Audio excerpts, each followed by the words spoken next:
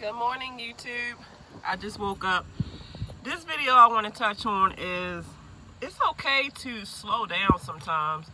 You know, like in trucking, you know, it's always about get it there, hurry up and keep your wheels rolling, because you know it's always about getting that money. But sometimes, you know, getting that money can wear you out because you can end up neglecting yourself because you so worried. Wait a minute, I gotta take myself off duty because I just you know, been on duty for a while, but I still gotta finish up my pre-trip. But you know, I already been on duty for a while, so let me change my duty status. But what I was saying is, you get so used to just running like a chicken with your head cut off that it can get to the point to where it starts to be bad for your health. Because anytime that you're starting to neglect your rest, that main component alone, rest, can age you, make you sick. There's so many consequences behind not getting enough rest over time.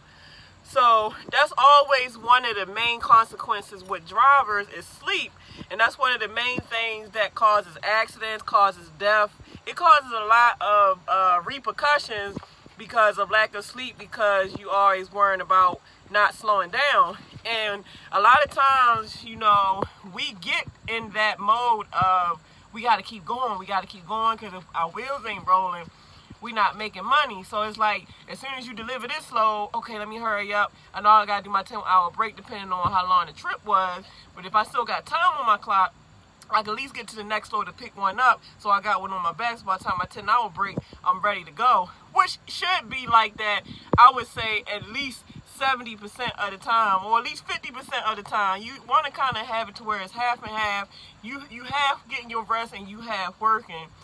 Yeah, I would say half and half, because you don't want to do the way you working more than you getting rest. You want to get rest more than you working. You don't want to oversleep to where you broke, but at the same time, your body, your health, your clarity comes first, because without that, over the years, you ain't going to be able to make no money to keep your wheels rolling because you done messed yourself up. So, you know, I just had to say that because I've just learned to I have to tell myself, like, damn, Pinky, slow down, because you know you tired, or you know that you could use at least a day or at least a half a day of rest to kind of come back to where you like fully restored again. So I've just learned to say, okay, I know I had enough, so I'm gonna schedule my load to where I can go pick it up, but then I'm gonna use you know, half of the day or somewhat half of the day to really get some really good sleep. Because I mean, like in the beginning, I was running like a chicken with my head. First of all, in the beginning, to prove to my trainer that I was a hard worker. And second of all, because I always thought, you know, if you ran, you know, kept running, that your pockets would get fatter. And your pockets can't get fatter if you know what you're doing. But sometimes it's not always about the money, because I mean, there's a lot of times where some people push themselves and you fall asleep behind the steering wheel and didn't know you fell asleep. And there was a couple times in the beginning of my career to where I used to push myself, and I think I black out for at least probably like a half a second. And that half a second can be the meaning between life and death, because that's all it takes is to have an accident, is a half a second, or any kind of time for that matter.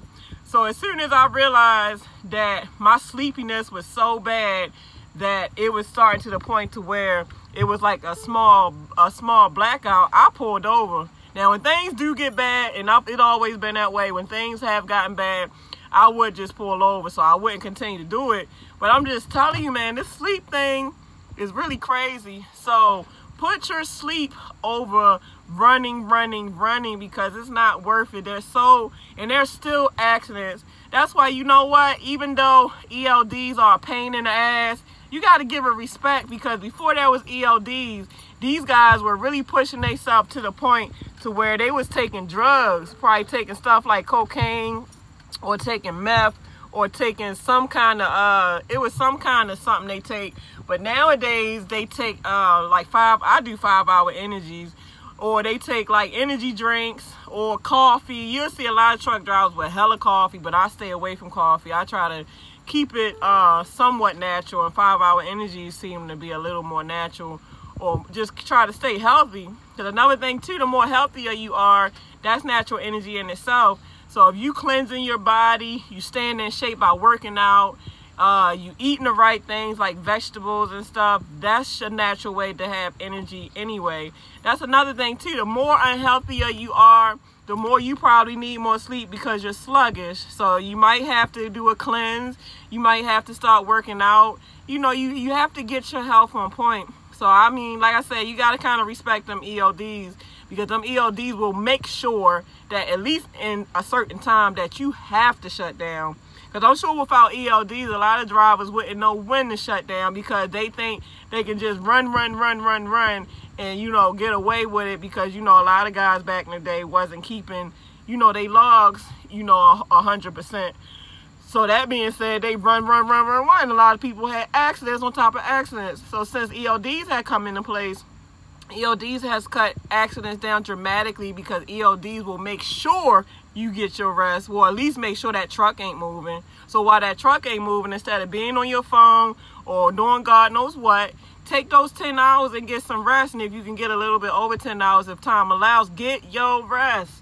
Get your rest, get your rest, get your rest, get your rest. You have to get rest. And sometimes even when 10 hours ain't even enough, and I've even said that, it's buzz all over here. But sometimes 10 hours ain't even enough, depending on how long you've been out here running. Because some people be out here for months running back to back to back. And after running back to back to back, you need more than 10 hours after a while to rejuvenate. So that's just my take, man, on slow down, you know.